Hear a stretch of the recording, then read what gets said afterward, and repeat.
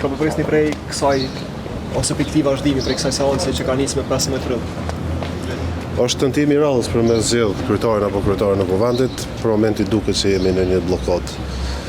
Mendoj se është përkeqardhje situata, por pres që të gjitha partitë politike duke për fillu nga lëvizja vendosje të fillojnë të bëhen më të përgjegjshme dhe të gjejnë zgjidhje. A do të jetë nevojshme që presidenti t'ju mbledh dhe keni gatishmëri që të shkoni nëse presidenti ju fton?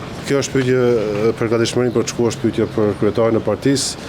Mendoj se presidenti në këtë rast nuk ka kompetencë, është çështje kryekëput partive politike dhe e kuvendit që duhet të zgjidhet. Çfarë do ndodh pas kësaj seance zoti Gashi, pasi që në seancën e kaluar Mimoza Kosori Lila tha që do të hyjmë një çfarë sokar, pasi që 13 ditë do të duhet që të konstituojë kuvendi sipas algërimit të gjykatës konstituese. A keni një interpretim tjetër ju prej? Nuk mendoj se është ashtu interpretimi, gjithsesi mbetet shihet. A do të ndjek një hap pazizorme që nuk ka vakum kushtetues kjo çështje? Problemi është nuk është në vetvete vakum kushtetues, është mungesë vullnetit të gjetjes zgjidhjes. Dhe kur ka mungesë vullnetit të gjetjes zgjidhjes, gjithmonë gjendet hapësirë për me bë probleme. Pse nuk e ka DDK-ja DDK-ja në kallëzim penal që keni paralajmëruar për qeverinë? Nuk kam paralajmëruar asgjë, unë kjo është pyetje për DDK-ja thash përgjithësi. Nuk nëse jeni pjesë e partisë.